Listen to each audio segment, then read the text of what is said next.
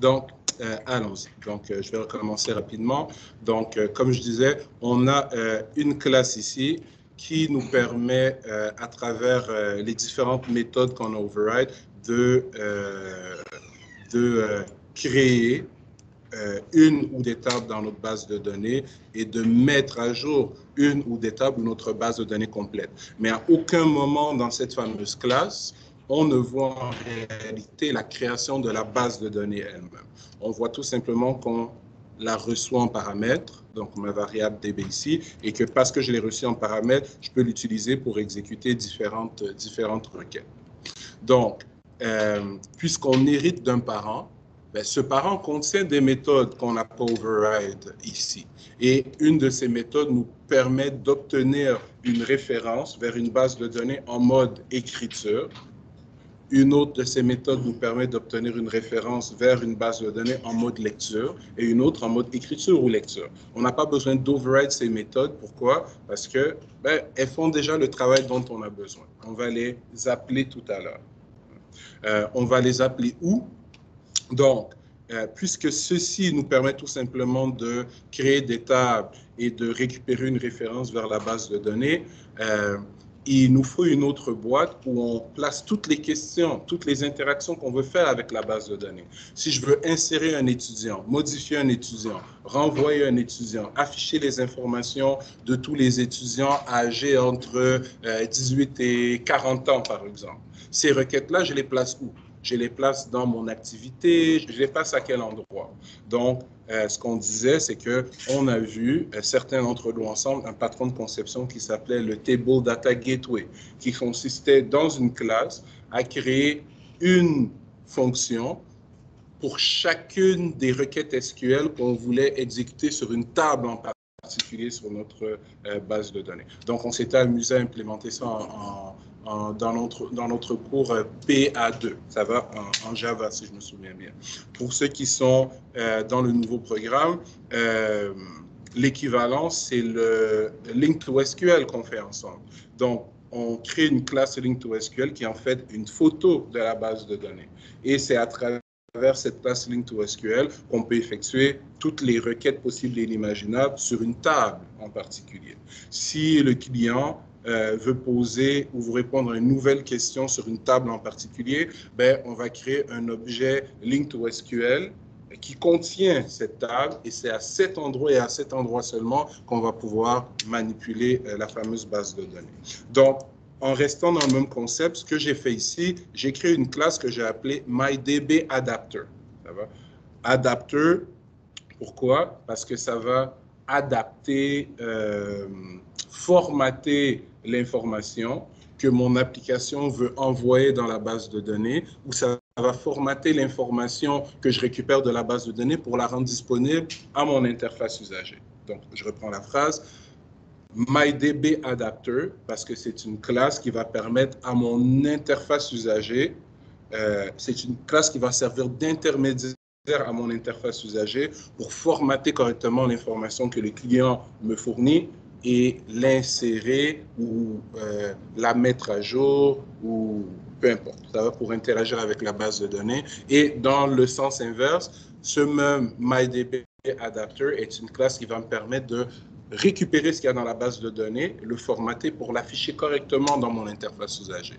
Donc, il joue exactement le même rôle qu'une classe Link to SQL et ou qu'une classe qui implémente le patron de conception Table Data Gateway. Ça va? D'ailleurs, le Link to SQL, c'est un gateway, pour ceux qui savent ce que c'est. Donc, si on va voir dans MyDBAdapter, je viens de dire que MyDBAdapter devait interagir avec la base de données. Donc, MyDBAdapter va contenir MyDBHelper. Ça va? Donc, allons dans MyDBAdapter. Donc, parfait. Donc, MyDBAdapter, c'est une classe, tout ce qu'il y a de plus simple. Et à l'intérieur, je peux stocker le contexte. Je peux stocker ici, j'ai créé une constante qui s'appelle database name. Donc, je pense que d'après le nom de constante, ça dit clairement ce que ça représente. Ça va? J'ai un objet de type MyDBHelper. l'objet qu'on vient de voir. Donc, si je suis une classe qui sert d'interface entre l'interface usagée et la base de données, c'est normal que je contienne un objet qui, lui, me permet de récupérer une référence vers la base de données. Ça va? Tout le monde comprend l'idée? À la maison, c'est clair pour tout le monde? Oui? Okay. Donc, cet objet-là est déclaré, il n'est pas encore initialisé. On va l'initialiser tout à l'heure. J'ai une autre variable qui s'appelle database version, la version de la base de données que je veux créer. Et finalement, j'ai une variable de type SQLite database qui est déclarée mais non initialisée. On a dit tout à l'heure que c'est cet objet-ci qui m'aidait non seulement à créer les tables contenues dans ma base de données, mais à créer la base de données elle-même. Donc, regardez ce que je fais dans le constructeur de ma fameuse classe MyDBAdapter. Donc, on lui passe en paramètre le contexte et on initialise notre variable de type MyDBHelper. Donc, je vais retourner 2 secondes sur la classe MyDBHelper. Regardez son constructeur. Donc, on reçoit le contexte, on reçoit le nom de la base de données, on reçoit un curseur et on reçoit une version. Donc, regardez ce que je fais ici. Donc, ma variable qui est déclarée juste ici, mais pas encore initialisée, j'appelle son constructeur en lui passant le contexte, en lui passant le nom de la base de données, en lui passant un curseur qui est nul pour l'instant, parce que je n'ai effectué aucune requête qui me retournerait un curseur initialisé. Et la version de la base de données. Ça va? Donc, la base de données, mon objet MyDBHelper, il est maintenant initialisé. Une fois qu'il est initialisé, on va lui demander de nous retourner une référence de la base de données pour que partout ailleurs à l'intérieur de cette classe, je puisse maintenant utiliser cette référence vers ma base de données pour exécuter des requêtes. Donc, d'après ce qu'on voit présentement à l'écran, ça va? Si je vous demande quelle est la relation UML entre l'objet MyDBHelper et entre la classe MyDBHelper et la classe MyDBAdapter. Ça va d'après ce qu'on voit à l'écran présentement. Quelle est la relation? Et je vais nommer les relations, juste parce que je suis gentil et je vais vous donner un coup de pouce. Dépendance, association, agrégation, composition, héritage et interface. Donc, entre MyDBHelper et MyDBAdapter, quelle est la relation parmi les différentes relations UML, d'après le code qu'on voit dans le constructeur présentement. Pardon? Donc, j'ai entendu héritage, c'est faux. Il n'y a aucun héritage entre MyDBHelper et MyDBAdapter. Il y a un héritage entre MyDBHelper et SQLite OpenHelper. D'ailleurs, le mot extend nous le dit clairement. Ça va? J'ai entendu composition, qui est une bonne réponse. Pourquoi? Je vais vous rappeler mes magnifiques phrases. Donc, la dépendance et l'association, on se rappelle, ça se codait de la même façon. Et bon, ceux qui sont à la maison, 4e session, vous graduez, vous allez en stage. Vous avez vu ça la semaine dernière. Si vous vous en souvenez pas, vous êtes excusés. Eux, ça fait 2 sessions et ils s'en souviennent pas encore. Ça va? Mais c'est important parce que c'est des questions d'entrevue. Ça va? C'est pour ça que je le répète et c'est sur vidéo, donc c'est bon pour tout le monde. Donc, dépendance, association, je reçois en paramètre dans une de mes fonctions, j'utilise, mais je ne sauvegarde pas dans mes attributs privés. Ou encore, je crée comme variable locale dans une de mes fonctions, j'utilise, mais je ne sauvegarde pas dans un de mes attributs privés. Donc ici, c'est définitivement pas le cas parce que on ne reçoit pas ça en paramètre. Ça va? On le crée et on le sauvegarde dans un de nos attributs privés. Donc, c'est ni dépendance ni association. Si on parlait d'agrégation, l'agrégation, on recevait un paramètre dans une de nos fonctions et on sauvegardait dans un de nos attributs privés pour être capable d'avoir accès à cette ressource partout dans le reste de la classe ou de l'objet. Mais je n'ai pas reçu ça en paramètre. Je l'ai créé à mon niveau. La composition, c'était je crée à l'intérieur de moi-même, moi-même étant constructeur, fonction, getter, setter, etc. Et je sauvegarde dans un de mes attributs privés. Donc, on a une relation de composition ici entre la classe MyDBHelper et la classe MyDBAdapter, où la classe MyDBAdapter est composée de MyDBHelper. Ça va? C'est clair pour tout le monde? Et la relation de composition que j'aime appeler la dame en noir, c'était le fameux losange noir. Ça va? Donc, pour un petit résumé d'orienter objet. Donc, j'ai initialisé mon DBHelper. Ensuite, j'ai créé une méthode open dans mon DBHelper. Pensez à du ADO.NET. Qu'est-ce qu'on fait avec du ADO.NET? On a une variable de type connexion, on passe la connection string, mais avant d'être capable d'exécuter des requêtes à travers cette connexion, il faut ouvrir la connexion. C'est quand on ouvre la connexion qu'on obtient vraiment une référence vers la base de données sur laquelle on peut utiliser nos commandes pour exécuter des inserts, des updates, des deletes, etc. Donc, regardez ce que ma méthode open fait ici. La méthode open de DBAdapter. Elle fait this.dbHelper, ça va, qui est notre variable qui hérite de SQL Open, voyons,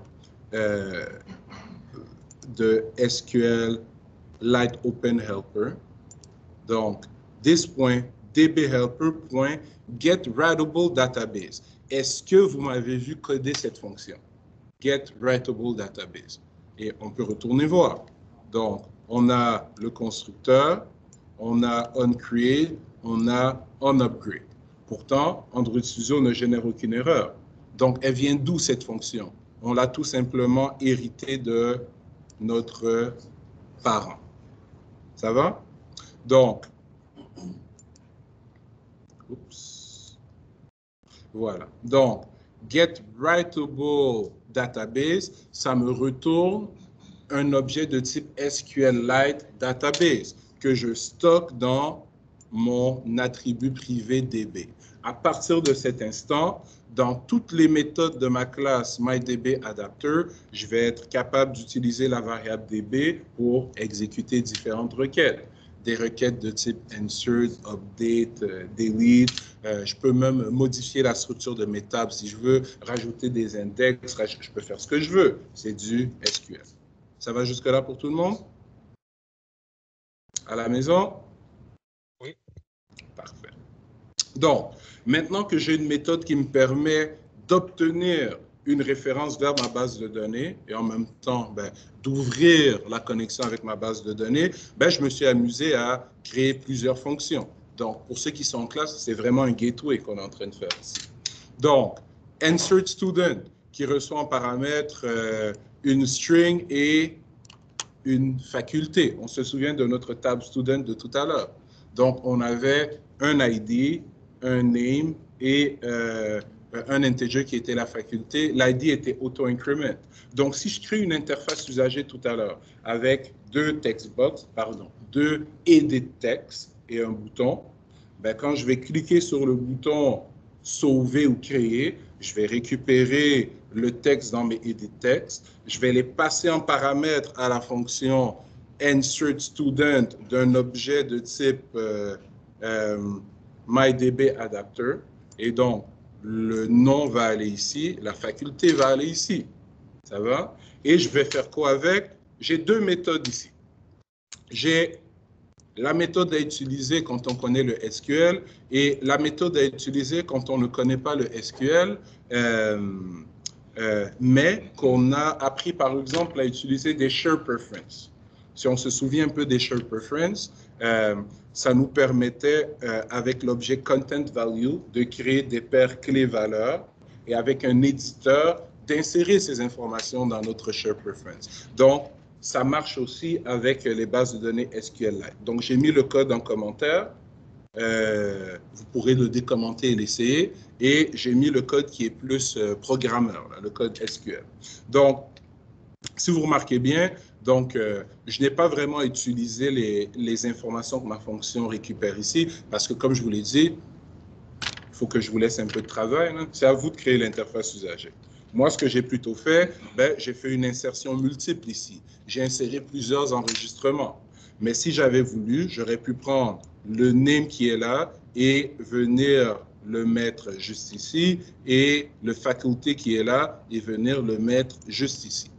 Voilà. Mais présentement, si on appelle insert student, ça va, en lui passant une string et un integer, cette string et cet integer ne sont pas vraiment utilisés. Ça va dans le code qui n'est pas commenté ici. Donc, qu'est-ce qu'on voit plutôt? This.db. Le DB qui est là, c'est le DB qu'on a initialisé ici tout à l'heure. Et parce que cette variable, elle est composée avec la classe actuelle, j'ai accès partout. Donc, DB qui est ma variable de type SQLite Database, point exec.sql, et voici une requête SQL standard d'insertion. Il n'y a rien de nouveau là-dedans. Donc, insert into student. Évidemment, je n'ai pas d'autocomplétion. J'ai pas d'autocomplétion ici, là, comme avec du link to SQL. Il faut que j'écrive student correctement avec les majuscules, les minuscules, les S là où il faut. Donc, je veux insérer dans le champ name et le champ faculty les informations que je passe en valeur ici. Le problème avec cette technique, c'est que nous sommes vulnérables aux injections SQL. Ça va? Ce n'est pas une requête paramétrée. Ça. Bon, elle est paramétrée, mais elle ne me protège pas comme contre les injections SQL. Alors que si je regarde ce qu'il y a ici en haut, donc, je crée un content value. Donc, content value.put. Dans le champ faculty, je veux mettre quoi? Faculty. Faculty qui vient d'où? Qu'est-ce que j'ai reçu en paramètre ici? Et dans le champ name, je veux mettre quoi? Je veux mettre name, qui est quoi? Qui est la string que j'ai reçue ici. This.db.insert, ça ressemble à du link to SQL, cette histoire. This.db.insert, je veux insérer où? Dans la table student. Ici, ce serait mes critères d'insertion ou de sélection. Ça va? J'en ai aucun, donc je mets nul. Et ici, c'est la paire d'informations que je vais insérer dans la base de données. Donc, que je fasse ceci ou ceci, en venant remplacer tata et 1 par les informations ici et là, le résultat est le même. Sauf que ici, je suis protégé par les injections SQL, alors que ici, je ne le suis pas. Ça va? Donc, mon objet de type SQLite Database possède plusieurs méthodes comme celle-là. Insert, delete, update. Donc, il faut aller dans la documentation sur Android Developer pour étudier leurs différentes signatures. Si on ne connaît pas leur signature, on peut y aller avec exec.sql et écrire nos requêtes comme on sait déjà le faire. Ça va? Donc, j'ai créé une fonction pour l'insertion, pour peupler ma base de données. Ensuite, j'ai créé une fonction pour effacer. Ça va? Et encore là, je l'ai fait de deux façons. Donc, ici, j'ai mis en commentaire le SQL standard que vous connaissez. Donc, this.db.exec.sql. Oups, d'accord. J'ai mis delete, mais c'est une insertion. Donc, excusez-moi, je vais juste corriger.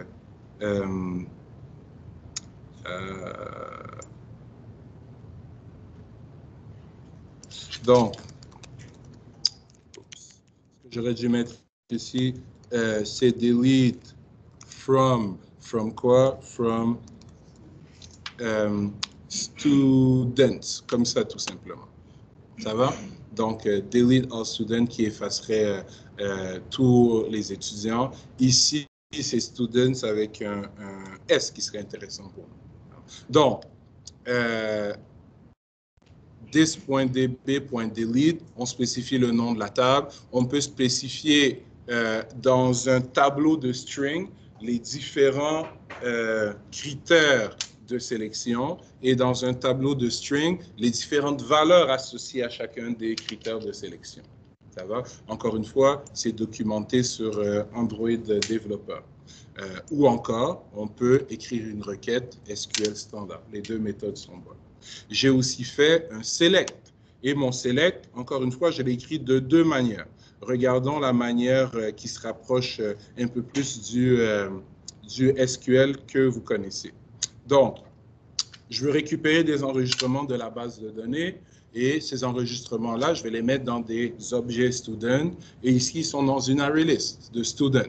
Array list qui pourrait être utilisé dans un custom array adapter pour les afficher dans un list view, par exemple, partie que je vous laisserai expérimenter. Donc, quand on veut effectuer un select, c'est un curseur qui va nous être retourné. Ce curseur est nul si jamais nos critères de sélection ne correspondaient à aucun enregistrement et ce curseur va pointer vers un ensemble de résultats si notre requête correspondait à des enregistrements. Donc, au lieu de exec SQL, on a pour les select exec SQL qui est bon pour les insert, update et delete. On a plutôt raw query. Ça va? Qui nous retourne un curseur. Donc, j'ai ma requête select ici. Donc, select étoile from student qui me retourne un curseur. Et ici, ce que je fais, j'utilise les méthodes getColumnIndex en leur passant le nom de chacun des champs pour lequel je veux récupérer la position dans l'ensemble de données qui va m'être retourné. Ça va? Oui? Oui, on peut rajouter autant d'arguments qu'on veut. En fait, je pourrais directement ici venir faire une clause where et faire ce que je veux, mais j'ai la possibilité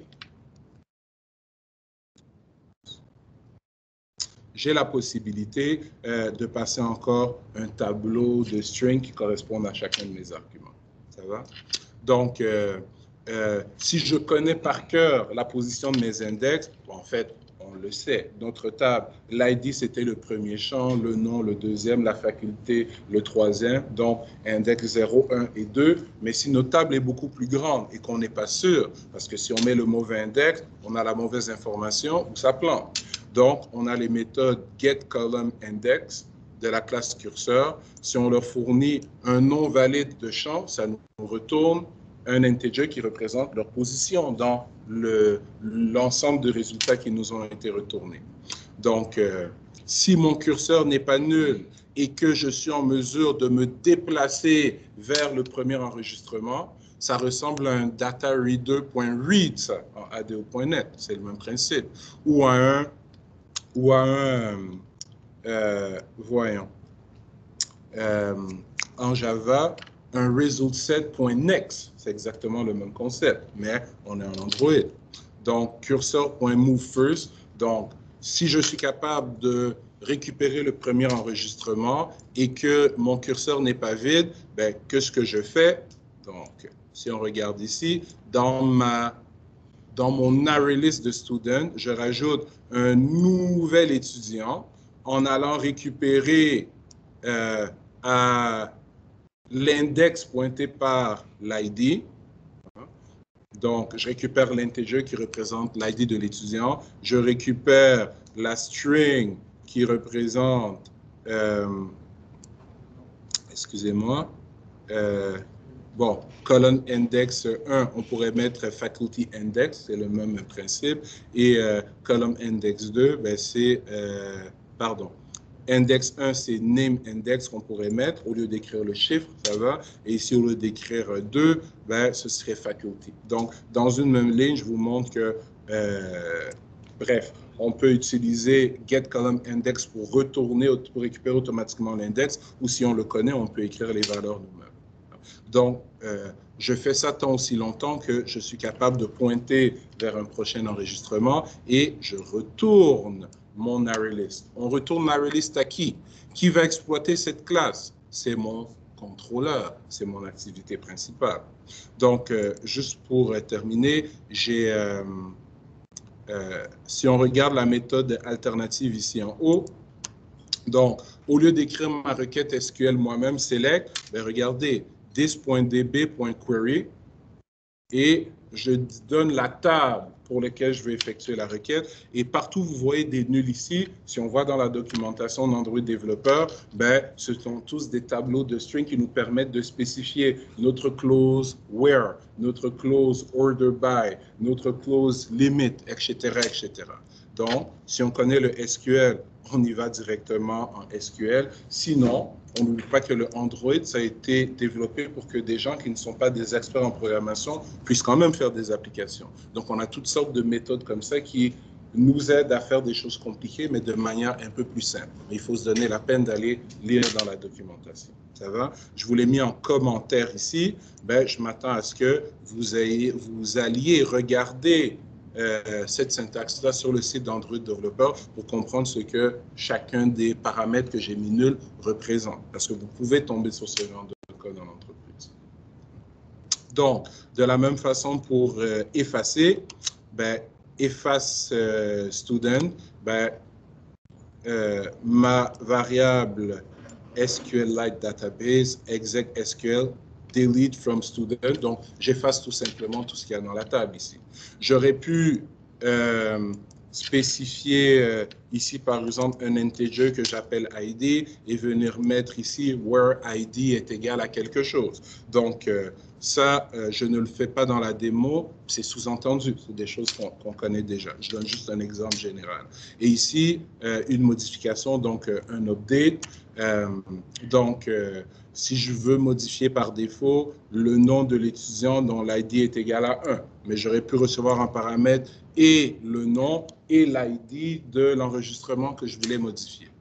Oui? Monsieur, vous avez parlé de l'injection SQL tout à l'heure. Laquelle des méthodes sera la plus sécurisée? La plus sécurisée, c'est celle avec le content value, en réalité. Ça va? Mais encore là, si tu récupères l'information de ton interface usager et dans ton code Java ou Kotlin, tu vérifies qu'il n'y a pas de mots-clés dans la string avant d'utiliser exec SQL, ça fait un peu la même chose que le content value fait automatiquement pour nous. Ça va? Donc, ça dépend des étages, des couches que vous rajoutez vous-même entre l'interface et la base de données. Ça va? Donc, maintenant, est-ce qu'à la maison, on comprend bien le but de cette classe-ci? Donc, le but de cette classe-ci est d'initialiser, en fait, mon objet de type DBHelper qui me permet de récupérer une référence de la base de données. Et dans cette même classe MyDBAdapter, je crée des fonctions à l'intérieur desquelles je mets toutes les requêtes que je veux exécuter sur ma base de données. Donc, dans mon application, je répète, si mon client me rajoute 3, 4, 5, 6 N requêtes à faire sur la table student, au lieu de chercher où je vais aller les coder, ben je viens dans MyDBAdapter que j'aurais dû appeler MyStudentDBAdapter parce que c'est un adapteur pour la classe student.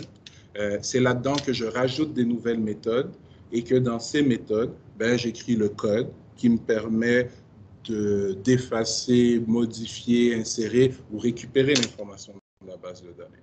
Donc, la finalité de cette démo, elle se trouve dans l'activité principale. Donc, si on regarde ce que j'ai fait dans l'activité principale, dans mon layout, j'ai tout simplement un bouton, ça va? Rien d'autre qu'un bouton là, dans mon layout.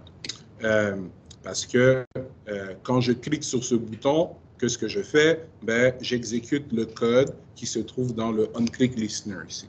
Donc, qu'est-ce que je fais? Je crée une variable de type MyDBAdapter en lui passant le contexte. Pourquoi? Parce que MyDBAdapter recevait quoi? Le contexte. À partir du contexte, à partir de ce constructeur, MyDBAdapter va être capable d'initialiser MyDBHelper. Ça va? Une fois que MyDBHelper est initialisé, je peux utiliser la variable DBHelper pour initialiser ma base de données en appelant la méthode open, ce qu'on fait où? Juste ici. Ça va? Donc, une fois que ceci s'exécute, une fois que la ligne 28 s'exécute sans avoir généré d'exception, ben, mon objet MyDBAdapter est en possession d'une référence vers la base de données SQLite. Et donc, je peux me permettre ici d'appeler les différentes méthodes que j'ai créées. Donc, insert student, ça va? Donc, moi, ce que je vais faire, pour le plaisir, je vais mettre un point d'arrêt ici et à l'intérieur de MyDBAdapter, je vais venir mettre un point d'arrêt ici. Donc, on l'a dit tout à l'heure, dans ma démo, on ignore les informations qui sont passées en paramètres, qui présentement sont quoi? Qui sont Cynthia et 25, ça va?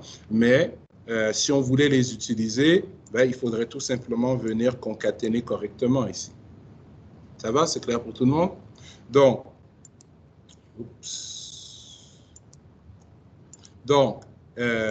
j'obtiens une référence vers ma base de données et j'appelle la méthode insertStudent. Est-ce que quelqu'un a besoin de savoir qu'est-ce que j'ai écrit comme code SQL pour insérer? Absolument pas. Il a juste besoin de savoir que si j'ai besoin d'insérer un nouvel étudiant, il faut appeler la méthode insertStudent en passant une string et un âge. C'est tout. S'il a besoin de connaître le code, là, il va aller voir dans ma classe MyDBAdapter pour voir comment ça a été codé.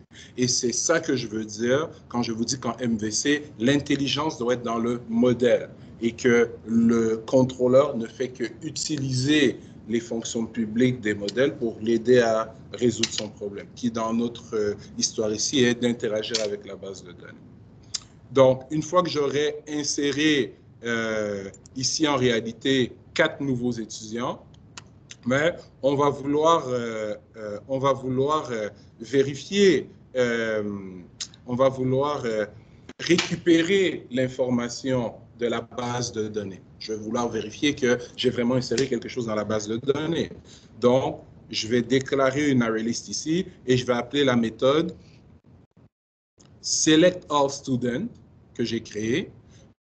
La méthode selectAllStudent, si on va voir, selectAllStudent, elle faisait quoi? Elle me retournait mon ArrayList de student à travers notre boucle do-while ici, qui utilise notre curseur pour aller chercher chaque fois les nouveaux champs et les mettre dans des nouveaux objets de type student. Ça va? C'est clair pour tout le monde? Donc, continuons.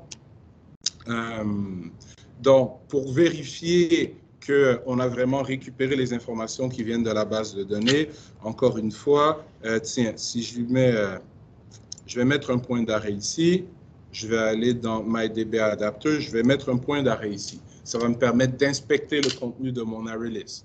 Donc, elle devrait avoir elle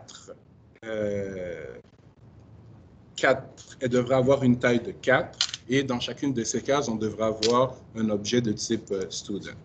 Donc, ce que je fais ici, c'est que j'affiche tout simplement dans le log la taille. Ça va, ça devrait être une taille de 4. Ensuite, on va appeler effaceStudent, qui efface tous les enregistrements de la table student. On va essayer de récupérer encore une fois l'information des étudiants. On devrait être en mesure de rien récupérer du tout, puisqu'à ce stade-là, notre table a été vidée. Et donc, si on affiche la taille de l'ArrayList, ben, ça devrait être 0. Ça va? Donc, ce que je vais faire, je vais mettre tiens, un point d'arrêt ici encore une fois. Et je vais lancer l'application en mode debug. Tout le monde est prêt à la maison? Oui. Oui. Donc, Oui. rappelez-vous, en mode debug, c'est ici. Donc, je lance en mode debug.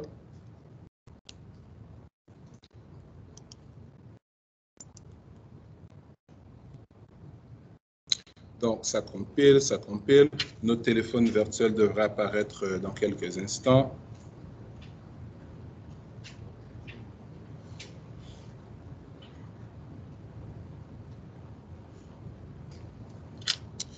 Ça ne devrait plus être trop long.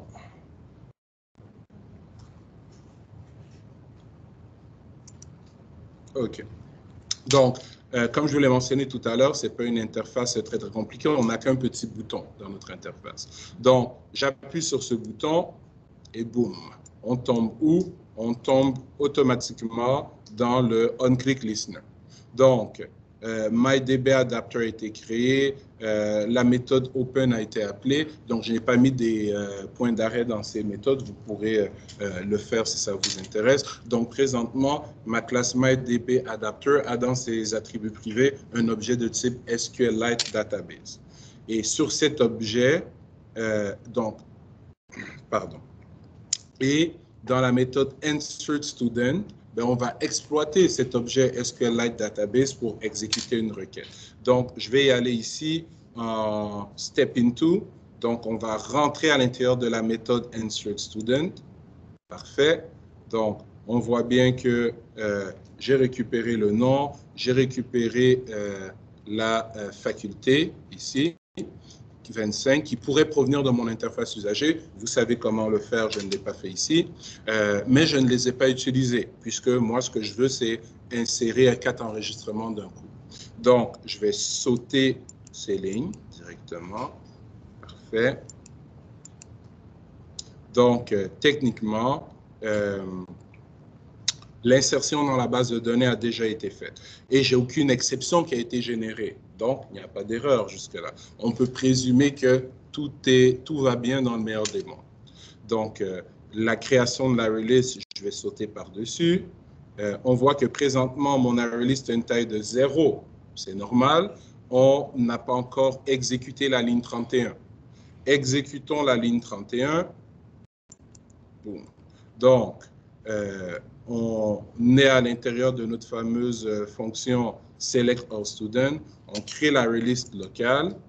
On exécute la requête. On récupère les index des différents champs qu'on veut manipuler. Donc, on voit bien que l'index du nom, c'est 1, c'est normal. C'est la deuxième colonne de notre table. L'index de la faculté, c'est 2, c'est normal. C'est la troisième colonne de notre table.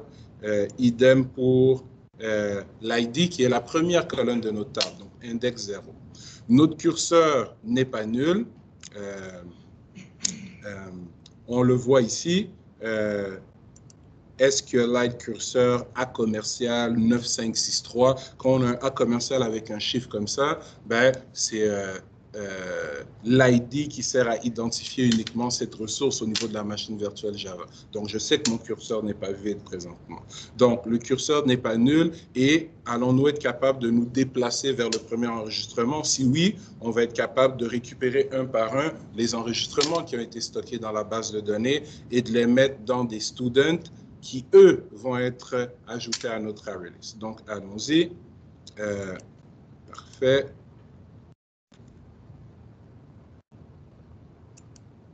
Donc, si je regarde List of Students, elle a une taille de 1 présentement. Et si je vais inspecter ce fameux premier enregistrement, donc, la faculté est 1, l'ID a été généré automatiquement, 41, et le nom est atteint. Ça va? Donc, continuons. Donc, je vais aller rapidement. Donc, on voit que la taille grossit au fur et à mesure qu'on avance. Parfait. On est en train de ressortir. Parfait. Et on va maintenant lister la taille finale dans le log qui est de 4. C'est normal. Notre insertion ici insère automatiquement 4 enregistrements. Ça va? Et donc, je sais que si je fais ls, par exemple,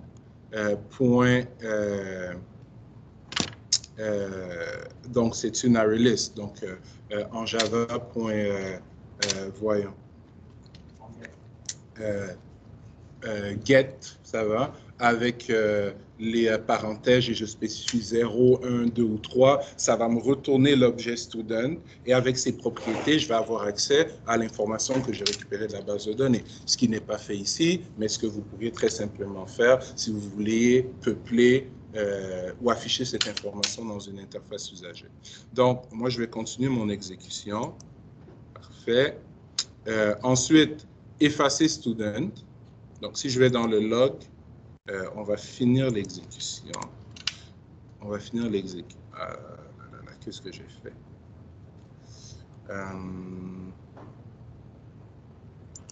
Dans le débug, merci. Donc, si j'exécute maintenant efface student, est-ce que j'ai mis des points d'arrêt dans cette méthode? Non, malheureusement, je n'ai pas mis de point d'arrêt, mais on voit qu'on va exécuter delete from student. Donc, on va tout effacer. Donc, après l'exécution de cette méthode, la taille de mon array-list devrait tomber à 0, normalement. Si j'essaie de refaire une sélection. Donc, allons-y. Parfait. Donc, sa taille actuellement est encore de 4. On va, parce que c'est la release qu'on a ici. Ça va? Maintenant, on va faire Select All Students. Ça va retourner une array list qui contient les enregistrements qu'il y a présentement dans la base de données. Il n'y en a plus aucun. Donc, on va voir que la taille de notre array list devrait changer. Parfait. Et donc, on voit qu'elle est 0 cette fois-ci. Ça va? Parce qu'aucun enregistrement ne correspondait à notre fameuse requête. Donc, je continue. Voilà. Et on va afficher cette valeur dans notre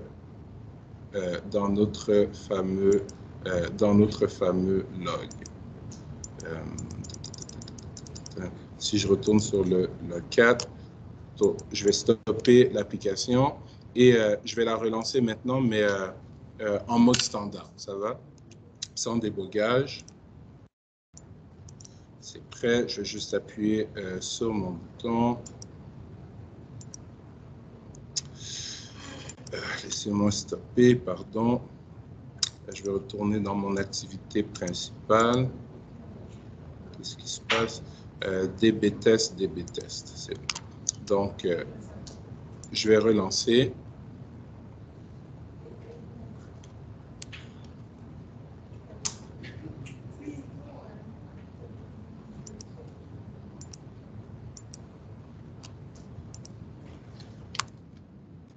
Qu'est-ce qui se passe? Mettons ça en repose. Je semble avoir un problème avec mon log 4.